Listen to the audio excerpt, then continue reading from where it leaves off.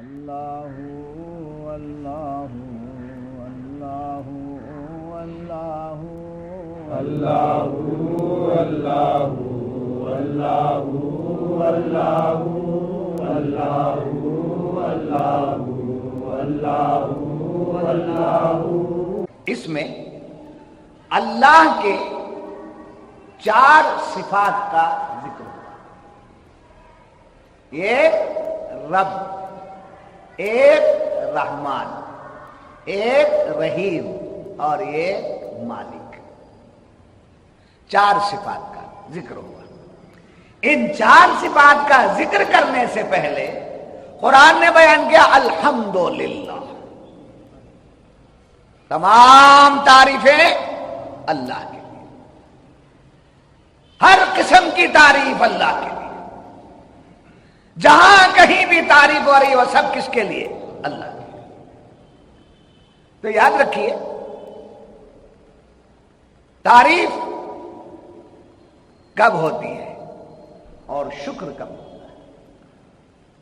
ظہور نعمت پر تعریف ہوتی ہے، ظہور نعمت پر تعریف ہوتی ہے اور حصول نعمت پر شکر ادا ہوتا ہے۔ تو جتنی نعمتیں دنیا میں ہیں یا ہمیں ملی ہیں، ان تمام نعمتوں کا جب ظہور دیکھتے ہیں تو ہم کیا کرتے ہیں؟ تعریف کرتے ہیں۔ اللہ کی تعریف، یہ ساری تعریفیں اللہ کی۔ اب فرمایا مفسرین کرام نے کہ مخلوق میں سے جو بھی مخلوق تعریف بیان کرتی ہے وہ تعریف کس کی ہوتی ہے؟ اللہ۔ چاہے ملک بیان کرے، چاہے بشر بیان کرے، چاہے چرند بیان کریں، چاہے پرند بیان کریں، جو بھی تعریف کرتے ہیں وہ سب اللہ کی۔ تو معلوم ہوا کہ اللہ کے سوا کوئی تعریف کے لائق نہیں ہے۔ اللہ کے سوا کوئی تعریف کے لائق نہیں ہے اور کسی کی تعریف نہیں ہوتی ہے۔ لوگ کہتے ہیں کہ آپ نبی کی تعریف کرتے ہیں، یہ الزام دیا جاتا ہے کہ آپ اولیاء کی تعریف کرتے ہیں۔ یہ بات کم علم لوگوں کو کہی جاتی ہے کہ علماء اہل سنت، مشائخین کرام، بزرگان دین جو تمہارے ہیں وہ سب اللہ کی تعریف چھوڑ کر کے کس کی تعریف کرتے ہیں؟ غیر اللہ کی تعریف کرتے ہیں۔ انگوٹھا چھاپ لوگ جو ہیں وہ ان باتوں میں آ جاتے ہیں اور وہ بھی یہ کہہ بیٹھتے ہیں اللہ کے سوا کس کی تعریف؟ رسول اللہ کی شان بیان کی جائے تو کہتے نہیں کرنا چاہیے، اس لیے کہ الحمدللہ۔ سرکار غوث الثقلین کی تعریف، حضور غریب نواز کی تعریف، شیخ محترم کی تعریف، بزرگوں کی تعریف کی جاتی ہے تو وہ لوگ کہتے نہیں کرنا چاہیے، اس لیے کہ الحمدللہ۔ مگر یہاں الف لام جو حمد میں داخل کر دیا گیا، اس سے مفسرین نے یہ بات واضح کر دی کہ یاد رکھو کہ جس کسی کی بھی تعریف ہو رہی ہے وہ اس کی نہیں ہے، وہ حق کی ہے، وہ اللہ ہے۔ 2 باتیں معلوم ہو گئی؟ جو تعریف مخلوق کر رہی ہے، مخلوق جو تعریف کر رہی ہے وہ تعریف اللہ کی ہے، اور مخلوق جس چیز کی تعریف کر رہی ہے وہ تعریف بھی اللہ کی ہے۔ جیسے کسی نے صنعت کی تعریف کی، صنعت کی تعریف کی تو صنعت کی تعریف، کیا صنعت کی تعریف ہوگی؟ کس کی طرف جائے گی؟ صانع کی طرف۔ صنعت کی تعریف صانع کو جائے گی۔ ایک اچھے شاعر نے بہترین اشعار لکھ دیے، حمد کے اشعار، نعت کے اشعار یا ایک پیغام کے نسبت سے اشعار بہت اچھے لکھے، آپ شاعر کی داد نہیں دے رہے، ظاہر ہے کس کی داد دے رہے؟ شعر کی داد دے رہے۔ تو شعر کی جو تعریف ہے وہ شعر کی تعریف کسے جائے گی؟ شاعر. بڑی اچھی تقریر تھی، بہت عمدہ بیان تھا، بڑا اچھا خطبہ خطیب صاحب نے دیا. تو خطبہ کی تعریف کدھر جا رہی ہے؟ خطیب کی طرف. سند کی تعریف سانے کو جا رہی ہے، شعر کی تعریف شاعر کو جا رہی ہے، خطبے کی تعریف خطیب کو جا رہی ہے، حسن کی تعریف جمیل کو جا رہی ہے. سمجھے؟ تو اگر خطیب کی تعریف کرنا ہے تو خطیب کا نام لے کر کرنے کی ضرورت نہیں، خطبے کی تعریف کرو، خود بخود ہو جائے گی. ارے اچھا، بہت اچھا بنایا بنانے والے نے، اچھی تعمیر ہے. اچھی تعمیر کی جب تعریف ہو رہی ہے تو کس جگہ ہی تعریف ہو؟ معمار کی طرف. بات سمجھ میں آ رہی ہے؟ تو بلا تشبیہ و تمثیل اللہ تبارک و تعالی نے ساری کائنات کو بنایا ہے. کائنات کی کسی بھی چیز کی تعریف اگر کرتے ہیں تو اس کا خالق کون ہے؟ اس کا خالق اللہ ہے، اس کا مالک اللہ ہے، اس کا خالق اللہ ہے. تو خالق اللہ تو شے کیا ہوئی؟ شے کیا ہوئی؟ مخلوق. سمجھے؟ شے مخلوق ہوئی. تو مخلوق کی تعریف کرنا خالق کی تعریف ہے، سند کی تعریف کرنا سانے کی تعریف ہے. تو اللہ تبارک و تعالی نے ساری کائنات میں جبکہ ساری مخلوق کا خالق وہی ہے، مالک وہی ہے، مگر یہ فرماتا ہے میں نے اپنے محبوب سے اچھا کسی کو پیدا نہیں کیا.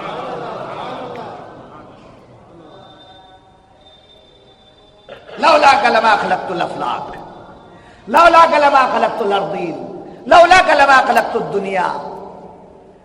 حضور صلی اللہ علیہ وسلم کی نسبت سے ارشاد باری تعالیٰ ہے، حدیث قدسی ہے کہ اے محبوب اگر میں آپ کو پیدا نہ کرنا ہوتا تو کائنات کو پیدا نہ کرتا، آسمانوں کو پیدا نہ کرتا، زمین کو پیدا نہ کرتا، دنیا کو پیدا نہ کرتا. اور ساری کائنات میں پسند ہے تو مجھے آپ ہی ہیں، اس لیے کہ آپ اپنی پسند سے پیدا نہیں ہوئے، میری منشا سے جلوگر ہوئے. میری منشا سے جلوگر ہوئے. جب وجود ہوا باعتبار نور منشائے حق سے، جب وہ نور پسند آ گیا تو ہر ذرے میں مولا خود کو دیکھنا چاہتا. اس بات کو سمجھیے آپ کہ ہر ذرے میں اللہ کا جلوہ ہے. اس بات کا تو کسی پہ انکار نہیں، چاہے وہ اعتبارات الوہیت کی تعلیم لیا ہو کہ نہ لیا ہو. جی، صفات کاملہ اور صفات ناقصہ کا اسے پہچان ہو کے نہ ہو. جنرل آدمی ہے، اس سے پوچھو کسی بھی آدمی سے تو کیا بولے گا؟ ہر چیز میں اللہ کا جلوہ ہے، ہر چیز میں اللہ کا جلوہ ہے.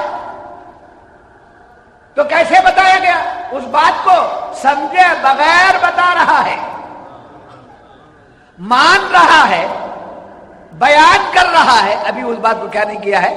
سمجھا نہیں ہے. جب سمجھانے والا مل جاتا ہے، جب سمجھانے والے کی صحبت میں آ جاتا ہے تو وہ یہ بتا دیتا ہے کہ کائنات کے ہر ذرے میں اللہ کے جلوے کا مطلب یہ ہے کہ اللہ نے اپنے نور سے نور مصطفیٰ کو جلوگر کیا اور نور مصطفیٰ سے ساری کائنات کو جلوگر کیا. نور مصطفیٰ سے ساری کائنات کو جلوگر کیا. تو اب کون دکھ رہا ہے؟ ہر ذرے میں کون دکھ رہا ہے؟ نور مصطفیٰ. ہر ذرے میں نور مصطفیٰ دکھ رہا ہے، اس لیے کہ شے اسی سے. آپ کو معلوم ہے کہ نقشہ دیکھتے ہیں، نقشے کا پردہ ہے، حقیقت چھپی ہوئی ہے، حالانکہ دکھنے کے باوجود بھی حقیقت بیان نہیں ہو رہی. جیسے یہ انگشتری ہے، یہ انگشتری بنی کس سے ہے؟ چاندی سے ہے، مگر کوئی یہ نہیں کہتا میری انگلی میں چاندی ہے. جی، کوئی نہیں کہتا میری انگلی میں چاندی ہے. کوئی یہ نہیں کہتے میرے انگلی میں جو ہے سونا ہے. یہ نہیں کہتے. کیا کہتے؟ انگشتری نقشہ کسے بتا رہا ہے؟ اصل کو بتا رہا ہے.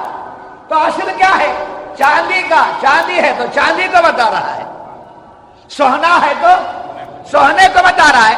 نقشے کا پردہ ہے، جب پردہ ہٹا تو چاندی اور سونا نظر آ گیا. ایسے زمین و آسمان، چاند و سورج، کائنات کا ذرہ ذرہ یہ نقشہ ہے.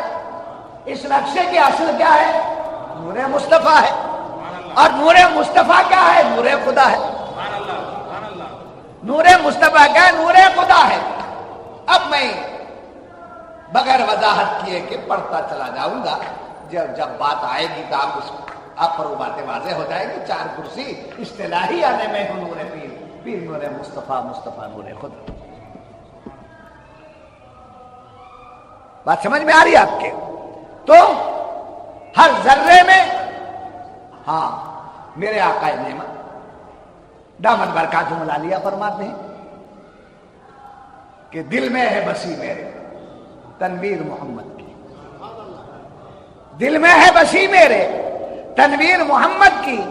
آنکھوں نے اب لے لی تصویر محمد کی. نور ایسا ملا مجھ کو، وہ اپنے شیخ پر فدا ہے.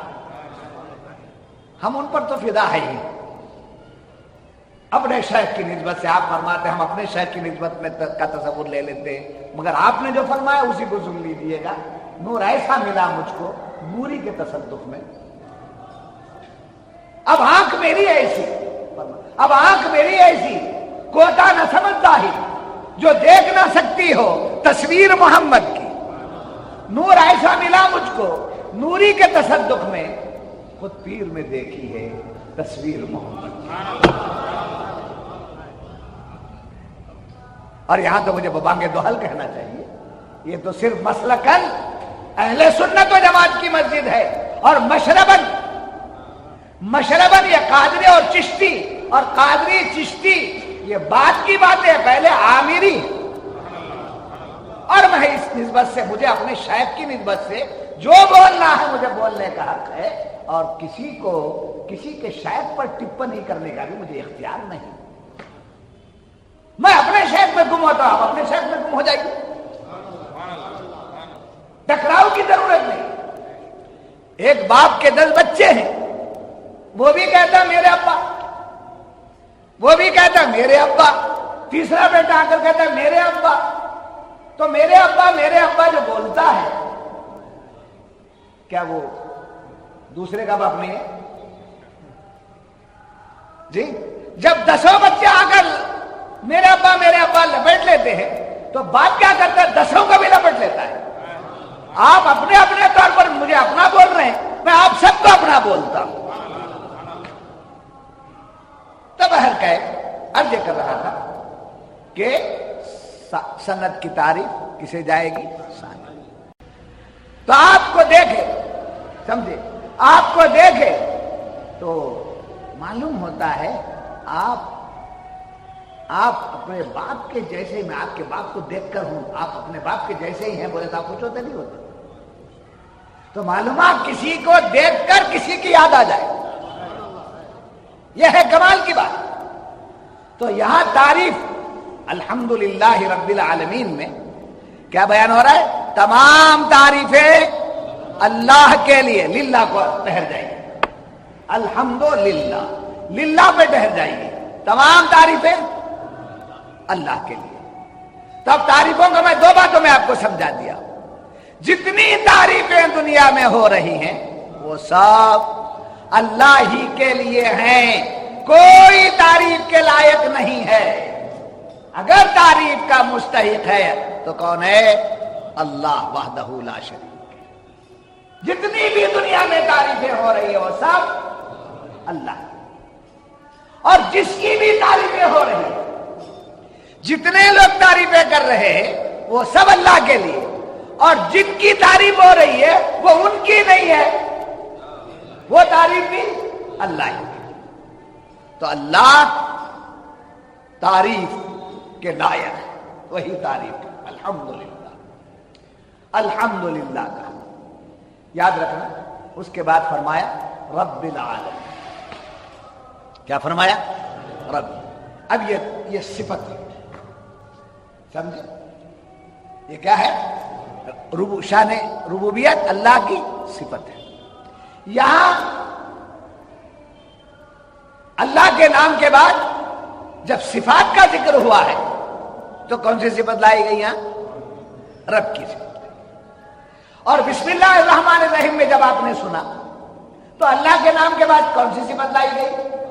رحمان کی اور رحیم کی۔ مگر یہاں ایک اور صفت لائی جا رہی، رب العالمین۔ تو رب العالمین شان ربوبیت کیا ہے؟ اللہ کی شان ربوبیت کیا ہے؟ وہ پالنہار ہے، پالتا ہے۔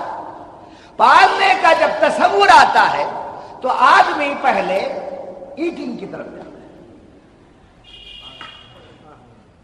ماں باپ پالتے ہیں، جی اللہ پالتا ہے۔ اسی واسطے حضرت نے بڑی پیاری بات فرمائی تھی کہ جب ہم سورہ فاتحہ پڑھتے ہیں تو دسترخوان پر نعمتیں ہوتی ہیں۔ عام طور پر لوگوں کو رب کے نام کے ساتھ تو معلوم ہوا تصور جم جائے